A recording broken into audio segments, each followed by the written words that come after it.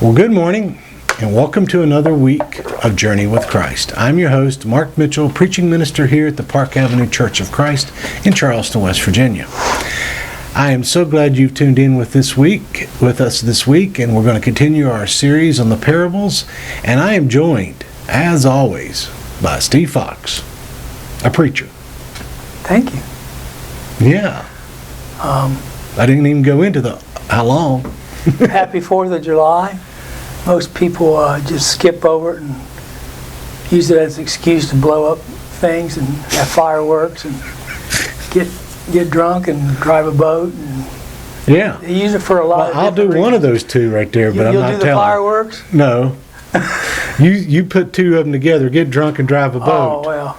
I said, I'm going to do one of those two. Well, there are a lot of good reasons that people think it's okay to drink, and that's not one of them. No. Not even close. No way. I don't even, when I take my boat out and I go fishing, I generally, by the time it gets 11:30, 12 o'clock on a weekday or weekend or a holiday, I am stepping out. I'm getting off the water because I cannot maneuver around drunken boats going really, really fast. And some people don't think very well when they find themselves in that situation. At all. It's pretty dangerous. So if you're going in a boat and if you're observing July the 4th, have a good time, but celebrate it in the right way so it doesn't end up a tragedy. Susie and I have had a very, very good week. We've gone 3 years without a dog, and it's the first time in my life I've gone any kind of time without a dog. So last week we just stumbled onto a little Jack Russell, and we bought it, got a real good deal on it. Lady took care of it for about a week, and then we picked it up. And I have played with that dog for the past week. I haven't done very much work. I'm sad to confess that, but I've played with that dog all week. And I do miss having a dog. I didn't realize how much it was until I got to play with Scout. Scout is the little girl's name in To Kill a Mockingbird, and Harper Lee wrote it, so her name is Scout Lee Fox, if you want to send any cards or letters to the new celebrity that we have at our house. We took Scout to a baseball game the other night, all-star baseball game for junior high kids, and I came around the corner. She's about that big, and she weighs 4 pounds. And I took her around the corner, and as I went around the corner, there were about 10 girls that ran out of that concession stand so they could get down there and hold that dog. And all of a sudden, I said, man, talk about a chick magnet. You know? I just walked around the corner, and there's 10 girls around me. I told Sue, it's just like high school, exactly like high school. The downside of it is, though, they were probably young girls. Yeah. And when I was in high school, it was usually dogs surrounding me. So no, that's not true. Well, what are we going to do this morning, Mark? We're going to continue our discussion on the prodigal son parable. Last week we got started on it, but we got probably about halfway through, but we barely got through the salad portion of this because there is so much meat in this particular subject. One of the reasons. I think it's the most popular parable Jesus ever told. I think it and the Samaritan are the two most popular. I think from your perspective, it depends on whether it's your number one most popular. I think a lot of people are like the Samaritan because of the principle that it teaches. For some, the principle of the prodigal son and the elder son, the younger son, older son, is more of a church or Christian-based popular. So I think they're both very, very popular, but I think they're more popular in distinct circles. I know that for a lot of people, the popularity of the first half of the story is very much tied to people who have that, pigpen experience. Because, as we mentioned a little bit last week, there is a thought that comes in our minds when we're in that situation. They lose all hope. This first part of the story plants the seed of hope, because it lets you see the idea of God saying, as bad as you think it may get, you can still come home.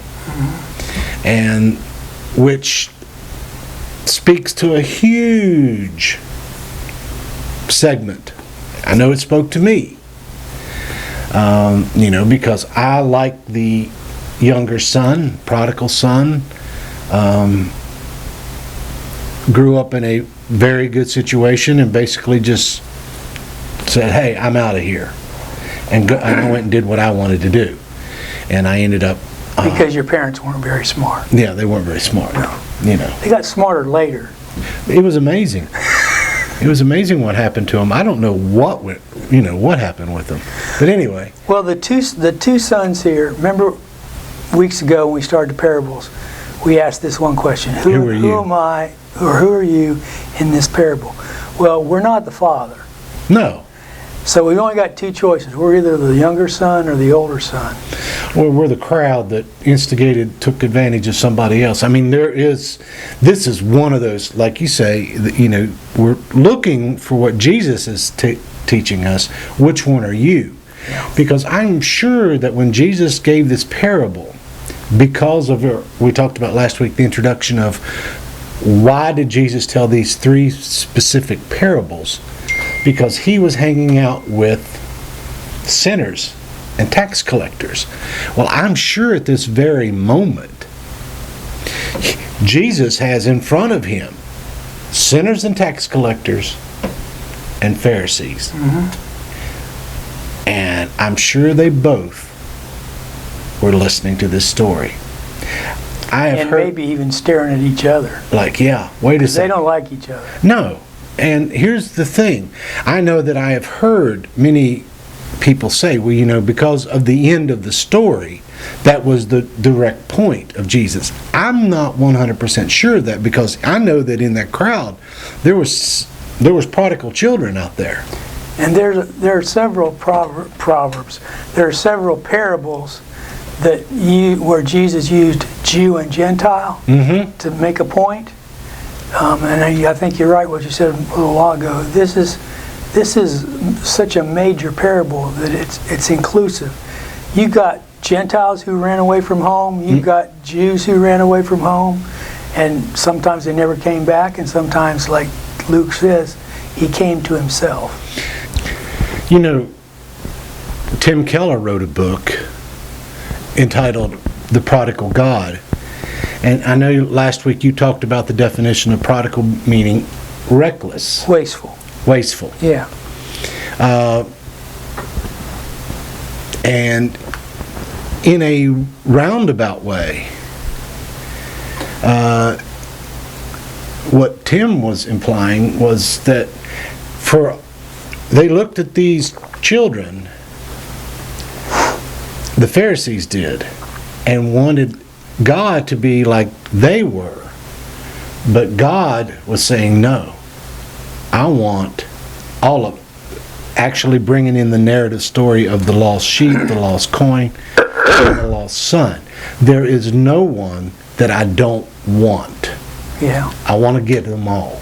And we're going to get to some parables later that kind of reinforce that idea, where the Jews did not want the Gentiles in the kingdom. No. And Jesus tells parables about how he's going to get those two groups of people together. And here he's trying to get two sons together. And the Pharisees were very adamant about, whereas we like the expression of 3 strikes and you're out, For the Jew, it was one strike, you're out. Of course, now, and it's not, that attitude is not exclusive to just the Pharisees. I know people today, one strike. If you do one particular sin, you're done. No second chances. None. You're out of here. You're out of here. That's why I think in the church we have such a hard time handling and discussing the subject of grace. Because grace means you've been forgiven of something for something you've done, and God's going to give you a second chance, may give you a third or fourth chance. Well, according to... But grace can't be something that I go into something voluntarily and say, I'm going to do this, and I know it's sinful, I know it's wrong, but after I do it, I'm going to ask God for forgiveness. Yeah. Well, yeah, there is a... That's called cheap grace. Yeah, that's cheap grace. Yeah. But at the same time, we definitely don't grab that thought of just how big a deal grace and mercy are. Because we still yet look in a quid pro quo lifestyle. I mean, we are inundated with, you earn my love or you don't. You earn my mercy or grace, or you don't. As Paul puts it in 1 Corinthians, 2 Corinthians, and several places, none of you deserve this, but here it is. Susie and I went to a church in Nashville one time when Shane was a student at Lipscomb, and Shane was telling me about a conversation that he heard. A couple of the guys a couple of the older men were not real happy with their minister, so a bunch of men met in a room and, do we want to hire another minister? Do we want to keep him? How we want to do this? And one guy, in a very negative tone, said, well, I'll tell you one thing I'm tired of. All he talks about is love. Wow. And Shane said, a couple of guys go, oh, really? Yeah, let's get rid of him. Yeah. But you can put that in so many baskets and so many different ideas and spaces and environment. You can preach about love, every sermon, and not say the same thing over and over. No, I don't think you could ever exhaust the inventory of love, because and this would be a good parable to start with that.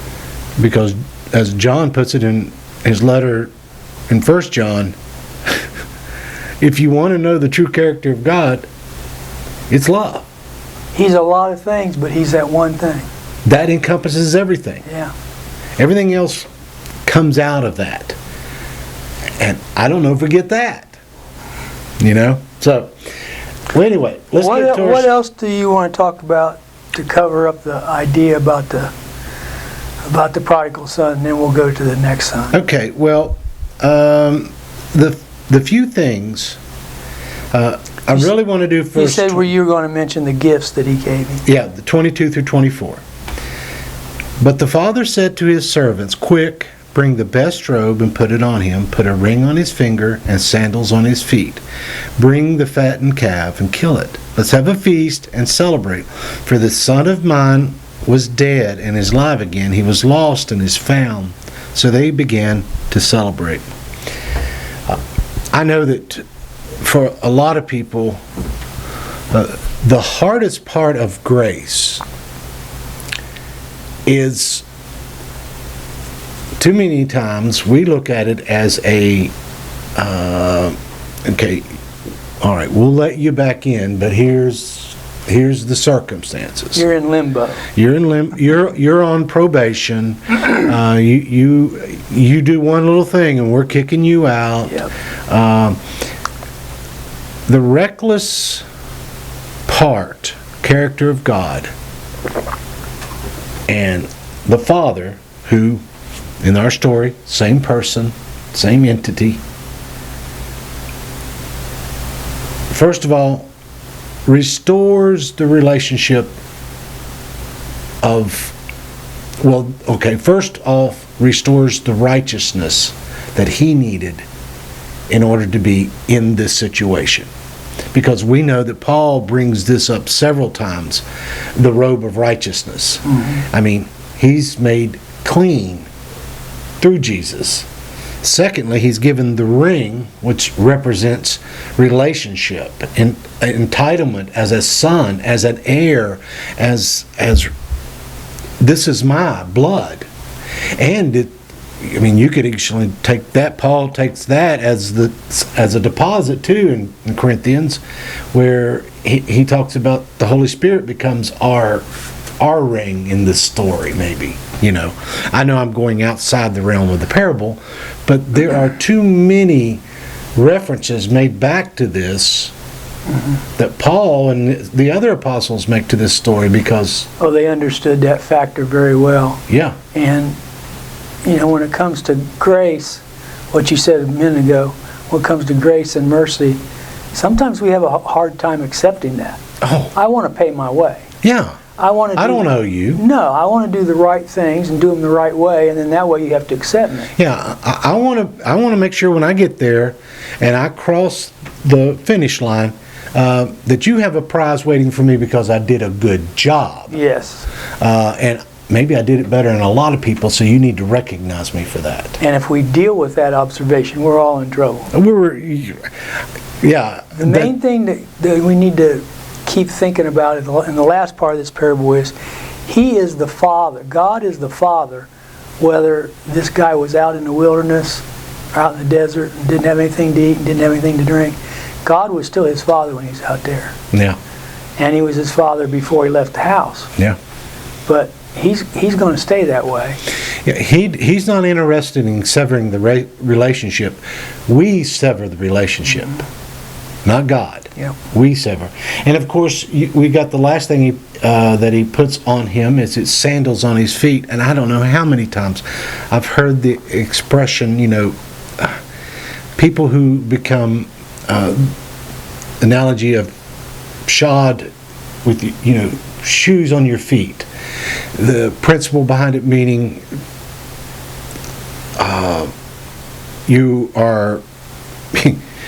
you're equipped, you have what you need, and now you're able to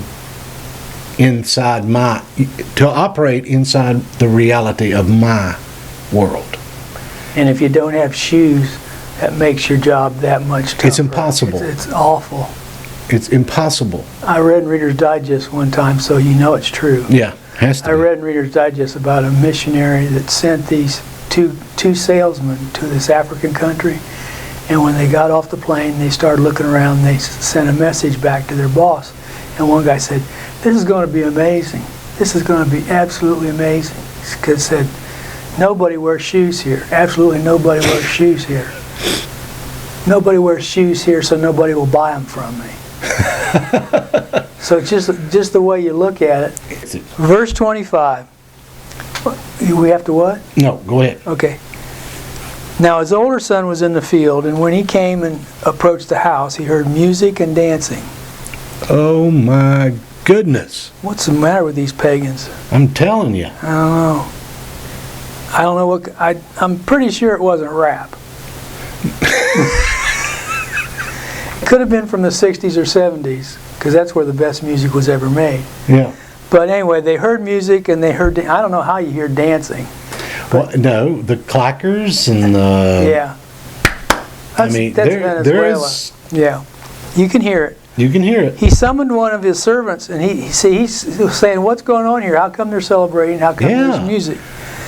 And he summoned one of the servants and began inquiring what these things might be. He said to him, "Your brother has come, and your father has killed the fatted calf, because he has received him back safe and sound." This is what the father wanted all the time. He wanted him back safe, and he wanted him healthy. But he became angry. Didn't take him long to get ticked off. No. But he became angry and was not willing to go in. Now, I'm not going in there with those people. And his father came out and began entreating him. Now, what you have to do as you read through this parable is, what was it that made him upset? What was it that made him the son that I don't want to be? I don't want to be this older son who comes in and says, "This isn't fair." Well,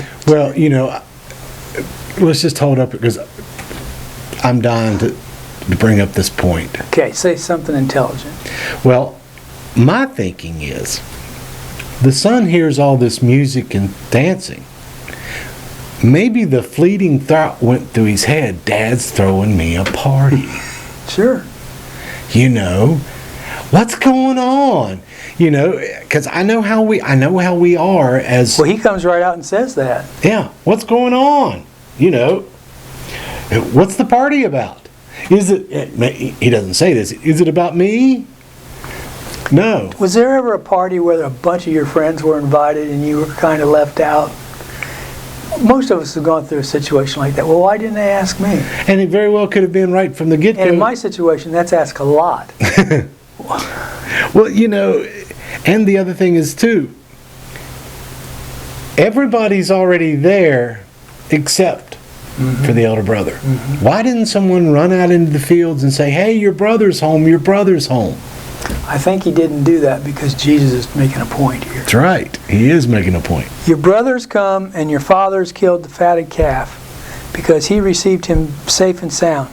But he became angry, was not willing to go in, and his father came out and began to... Okay, I've asked him to come in. The servant has asked him to come in. So he's not coming in, we'll send the dad out. If we send the dad out, I'm sure he will come back in. But he answered and said to his father, look, for many years, I'm sure that everybody listening to this right now has remembered a time where you argued with your mom or you argued with your dad. And he's arguing here because he knows he's right, even though he's 100% wrong. He knows he's right. He's convinced without a shadow of a doubt. I am right. What are they doing that for without me? He's convinced of that. He answered and said to his father, look, for many years I've been serving you, and I've never neglected a command of yours, and yet you have never given me a kid, that's the fatted calf, that I might be merry with my friends. You're giving him he left, spent all your money, spent all your inheritance, came back with absolutely nothing, and you give him a big party, and I've been here working my tail off for all these years, and you haven't given me anything. Now remember, we ask, who are you in the parable? Yeah. This is a tough one. When his son of yours came and he devoured your wealth with harlots, you killed the fatted calf for him. And he said to him, my child, he's just as tender with the older child as he was with the younger son. My child, you have always been with me, and all that is mine is yours. If you'd have just asked me, I'd have given you anything I have, anything. That's what kind of a father he is. You've always been with me, and all that is mine is yours. That's the words of the Father. But we had to be merry and rejoice, for this brother of yours was dead and has begun to live. He did begin to leave. I made a mistake there. He began to live and was found and was lost and has been found. Lost coin, lost sheep, lost son, lost son. Yeah. We usually forget about that fourth identity, but that's in chapter 15 also. He opens this chapter with, as you pointed out a little while ago, saying the tax collectors and the sinners were coming to him and listening to him. That's the way the chapter begins. It ends with him saying the same thing. This brother of yours was dead and has begun to live, and he was lost, and now he's been found. You know, you have to think that for the Pharisees and the lawyers and those in that particular position, Sadducees, of course, I don't think really, truthfully, Sadducees cared a whole lot. But their attitude toward Jesus was, how dare he accept these people? Yeah. When everything about the story of Jesus from the beginning to the end is perpetually about restoration, restoring what once was. Because they don't even grasp that they're lost too. You know, they may think they've got this religion worked out where they got grace and mercy, but they don't. Unless Jesus dies, no one gets in. Yeah. I don't care who you are. If that's true, he's just a good teacher. That's right. He's just a good prophet. Yeah. He got some great ideas about how we should live with one another, and without a doubt, they are the greatest ideas by which we should live. But unless Jesus becomes, maybe in a route, he becomes the fatted calf in the relationship, in the celebration of our story. We have no party unless Jesus does what he does. And the elder brother he can't get past it. I have to be careful that I'm not the older brother. Oh. And there's kind of a tendency, I'm just speaking in general here now, there's kind of a tendency when other people succeed at something, yeah, we kind of don't like that. I'm not going in. Come on, man. Or I'm not celebrating with you. When we accomplish something, other people are jealous of us. Mm-hmm. And we have to be real careful that we don't end up being the older son, because the Jews and the Gentiles and the Pharisees and everybody else that was a part of that inner environment with Jesus, they were having to decide who are we going to accept and who we're not going to accept. Mm-hmm. And Jesus' parable says the Father wants everybody. If you do rotten and leave the house, and you're basically a smart-aleck kid who thinks you know more than anybody else. If you leave the house, your Father still cares for you. If you're the kid that's been there working for 30 years in a row and never got a party, he's still your Father, and he will take care of that. And it's a very easy tendency to go from being the younger son and it end up being the elder son. Mm-hmm. Because, again, the elder son is the premise behind him is his attitude toward those who are suffering, who are broken, who are lost, who are dead. And you're trying to use all the words that Jesus used to describe the situation that the youngest son was in. Well, I think there's a reason Jesus left one big thing out. We don't know anything about how the younger son and the older son worked together from that time on. If the relationship was restored. If it was restored, or it could have been they never looked at each other, they never talked to each other, they never sat down and ate together. And so, if we find ourselves in one of those situations, we have to make sure that if somebody accomplishes something or somebody is better than I am at something, I don't become the older brother. I heard a man say one time, every person you meet is superior to you in some way. Yeah. If you meet a guy who's living under Southside Bridge, he can do something better than you can. You can. That's right. Everybody. That's right. And when this older brother comes home, he should have just been tickled. I mean, the younger brother came home. The other brother should said, well, I'm glad it happened and I can go into the party too. But he's going, no, I'm going to stand out here. I'm not going to go in there with you people that missed the whole point. And the elder son was the one who missed the whole point. And going back to what we began this series, we've got three demonstrations. We have three characters. We have the item that is lost, the people who stand in judgment of those, and the owner who wants what's lost restored to him. And the one part of the story that we will never be is we'll never be the owner. We're not the owner. But either our attitude is, I'm lucky, I'm blessed beyond anything that my parent wants me so bad that they're willing to comb heaven. And I feel sorry for some people because there are a lot of situations where you do something and you can't fix it. No. It's done, it's over, and you don't have any control over it.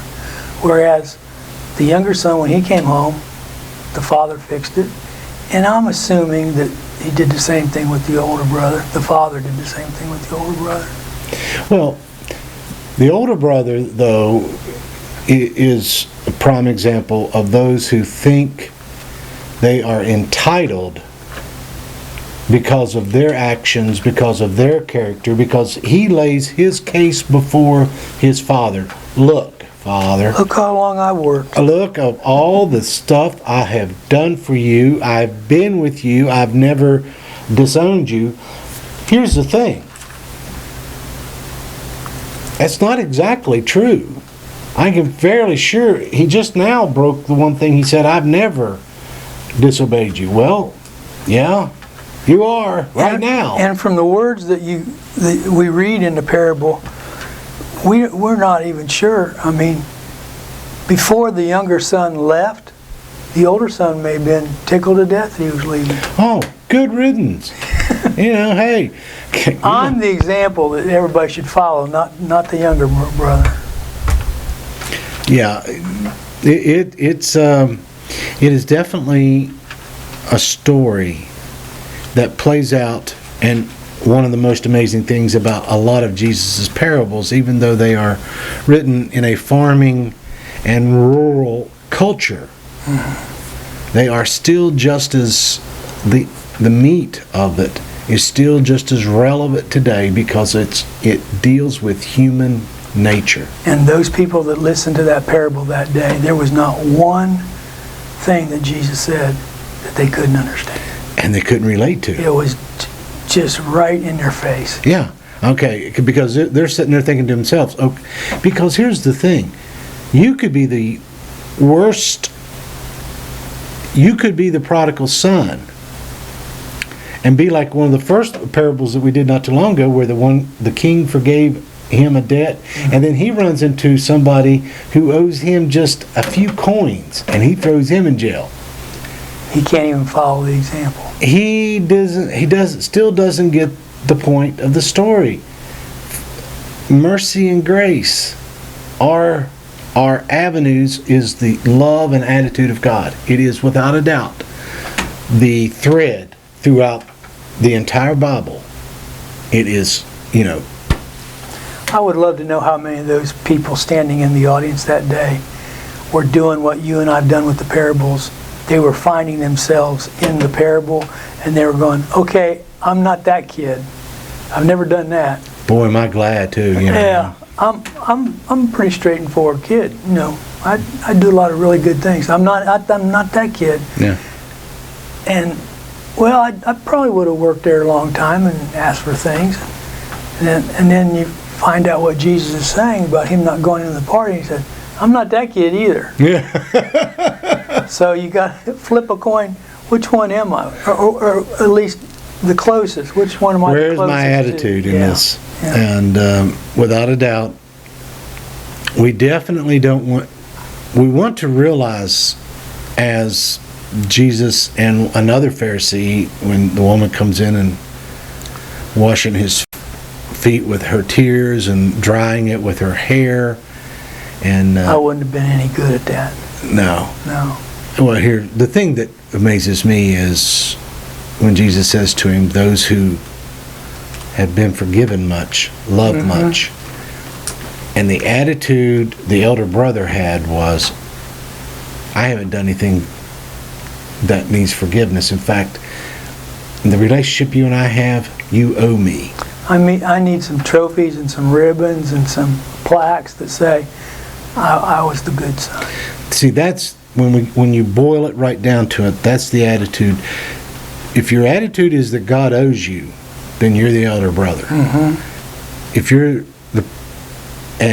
just continuing your fervor for grace and mercy in your life and understand that you don't get there on your own merit, then you have the attitude of the prodigal son. And that is the attitude we have to have. Yeah. We have to have.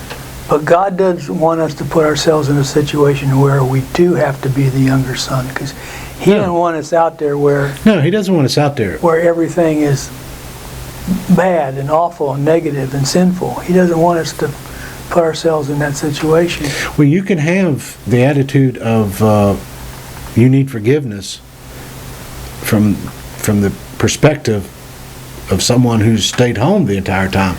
If we are honest about what's inside our heart, because what's inside our heart is what we're judged. And I can't tell you how many people I've met. It's usually guys, it's usually males, who had this younger brother experience and came back to the Father and was the most dedicated servant you've ever been around. Mm-hmm. They had their story. I was into this, I was doing this, and then I turned around and went the other way with the grace of God and the mercy of God. One of the most famous lines of Martin Luther is when he was on his deathbed. He was talking to one of the people there close by, and the conversation was, he says, I can't recall a good thing I've ever done. And the man beside of him says, well, no, you've done a bunch. He said, no, you don't understand. I'm about ready to meet God.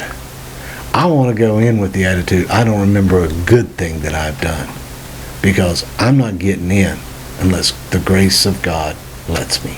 Well, I didn't know you were going to tell that story, but in contrast to that, this may be apocryphal, I don't know, but supposedly W.C. Fields was on his deathbed, and his son came in and he looked, and in his father's hands was a Bible. And the son said, Dad, what are you doing? He said, looking for loopholes, son, looking for loopholes. Well, there you are. I mean, you're either trying to figure out a way that I earn my way in, but only by the grace of God do I get in. Yeah. We have our attitudes. Well, what will be our parable next week? Have you got it?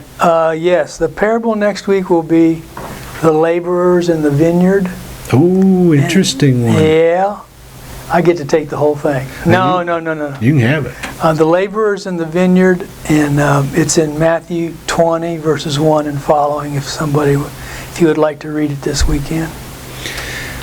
Well, that sounds great, and we're looking forward to it. And we apologize for not only having the two cameras this week. Some people get in a hurry, forget things. But the good news is what we studied the last couple of weeks. We found a sheep, we found a coin, and we found both the sons. Yes. Well, we ask you to continue checking in on us here weekly on our Journey with Christ video worship video series. And if you have any questions, any comments, anything you would like to discuss or make a point about, more than happy to hear it. Just leave it on the YouTube website and we will get to it. And on behalf of Steve and I, we're not going to be able to do our wave this week, but on behalf of Steve and I, we wish you a very happy 4th of July and Independence Day. And remember, on July 11th, we're having a party. We're going to celebrate something. Outside party. Outside party at Little Creek Park, shelter number 2. I encourage you to put that on your calendar and be there with us. We're going to have some fun. I don't know about the dancing, but I think we might end up with some music. Some singing and dancing? Yeah. Well, no. We'll leave it alone. You'll leave it alone. See you next week. Yeah, you wave out on this side.